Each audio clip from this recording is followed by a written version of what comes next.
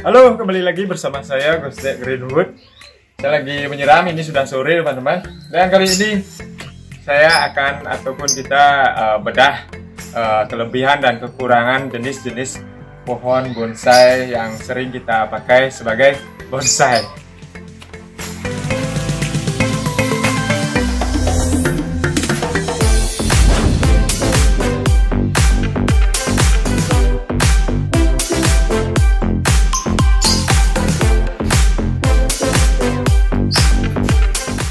Ini adalah jeruk kikit teman-teman.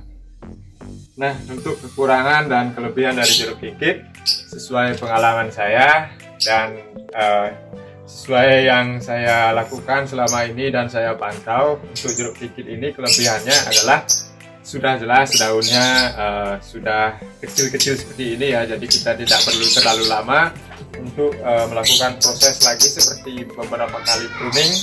Tidak perlu kita pruning pun daunnya sudah kecil. Dan lagi satu, jenis pohon ini juga berbuah dan warnanya kalau sudah masak itu merah, itu saya rasa menambah nilai seninya pada bonsai jeruk kikit ini. Kemudian untuk kekurangannya, menurut saya pertumbuhan pada bahan kikit ini sangat lambat. Ya, lumayan lambat lah dibandingkan dengan jenis-jenis pohon yang lain. Saya rasa itu untuk jeruk kikit untuk saat ini yang saya tahu dan saya alami kekurangan dan kelebihannya.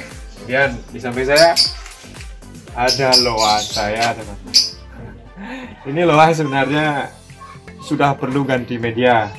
Lihat di sini banyak ranting-ranting yang pertumbuhan tunasnya tidak maksimal di sini ya. Sini bahkan ini saya rasa akan mati ranting, dan sudah ada beberapa ranting yang saya potong yang sudah mati ranting sebenarnya ujung-ujungnya. Jadi saya rasa ini sudah saatnya ganti media. Ini loa on rock ya, ada batunya sebenarnya.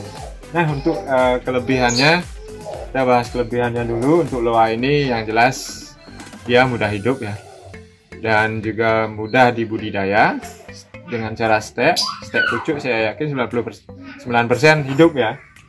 Dan lagi apa namanya, untuk mengakalinya juga lumayan mudah ya. Jenis loa, jenis ficus, saya rasa loa juga ficus ya.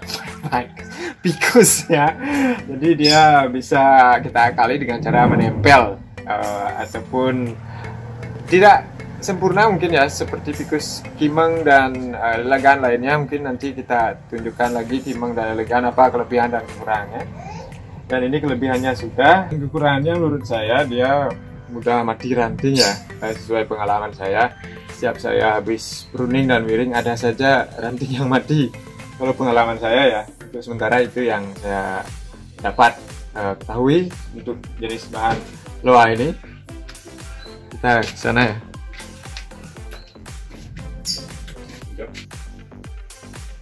Saya lupa pakai topi tadi ya.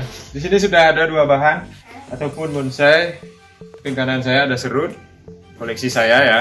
Ini ada Dewan Daru yang mungkin prosesnya masih lama sekali ya. Itu yang pertama yang ketiga jadinya ya. Yang tadi sudah 1, 2, 3 ya untuk serut ini. Untuk kelebihan bahan serut ini, perantingan dan percabangannya cepat sekali rapat seperti yang sering saya bilang.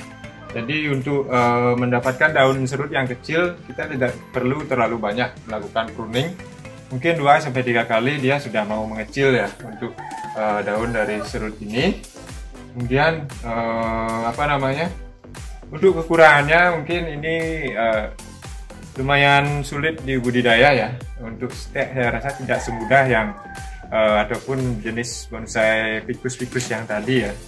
Jadi untuk ini kelebihannya daunnya cepat mengecil dan merapat. Kemudian kekurangannya mungkin cukup susah, lumayan susah dibudidaya, kali dari biji ya, ataupun dari stek batang yang kecil. Mungkin untuk stek yang besar mungkin kemungkinan hidupnya 50-50 menurut pengalaman saya. Dan di samping saya ini adalah Dewan Daru yang masih proses, saya rasa masih lama sekali ya. Ini dulu ceritanya saya dapat minta di rumah teman, mungkin segede batang rokok ya, bukan ya, lebih besar lagi sedikit dari cabang yang pertama ini, segede ini. Kemudian sekarang sudah sebesar ini. Saya lagi proses penyuburan sebenarnya. Kalau lebih baik saya taruh di pot yang lebih besar lagi agar maksimalkan pertumbuhannya sebenarnya. Maaf, di rumah saya lagi sibuk ya karena menjelang hari raya ya, jadi agak ribut sedikit.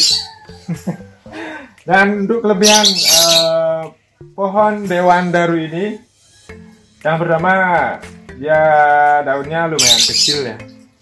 Kemudian warna daunnya juga lumayan unik, ada hijau, merah pucuknya. Kemudian jenis ini juga berbuah.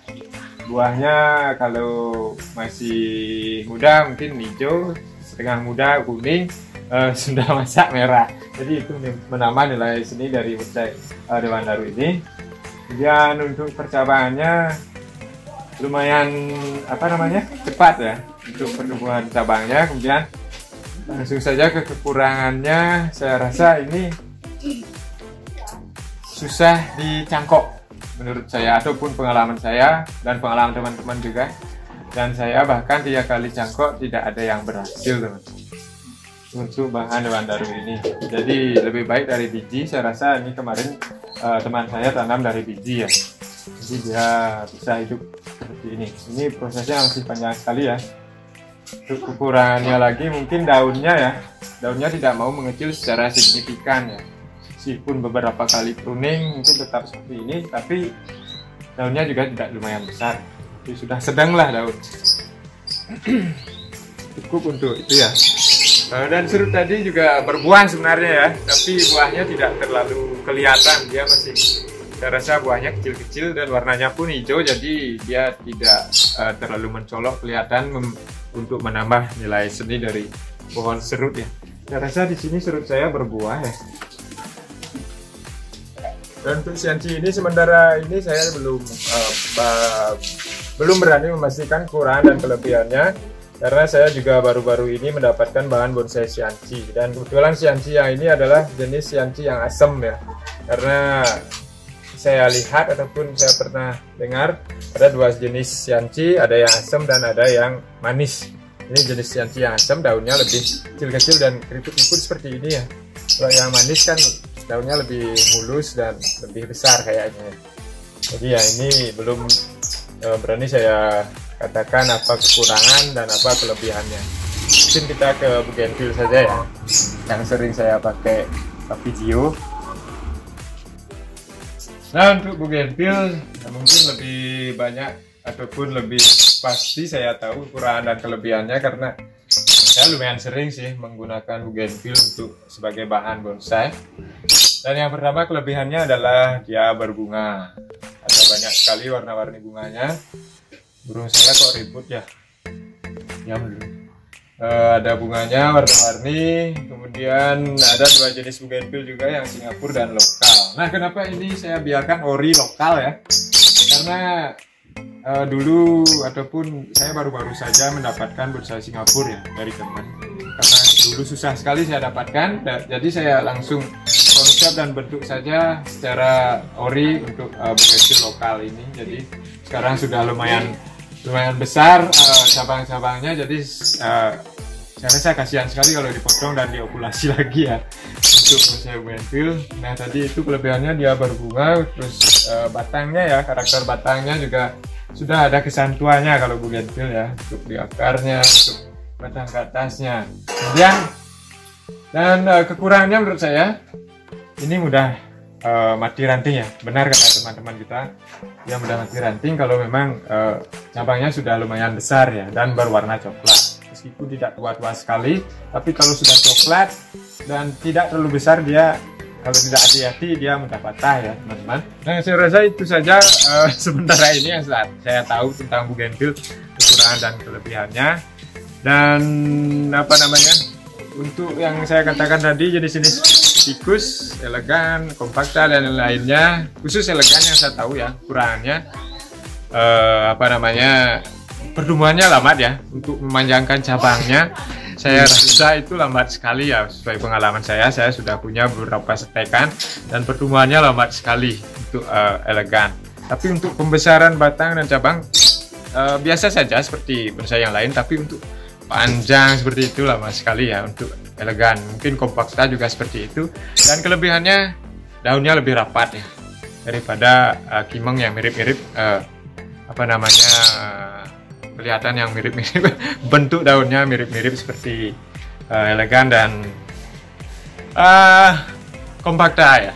Oke, mudah-mudahan tetap bermanfaat apa yang saya bagi kali ini, karena sudah lumayan sore dan juga di sini menjelang hari raya, jadi agak sibuk sedikit ya. Mudah-mudahan kalian bisa menikmati video saya meskipun sangat singkat seperti ini. Salam lagi.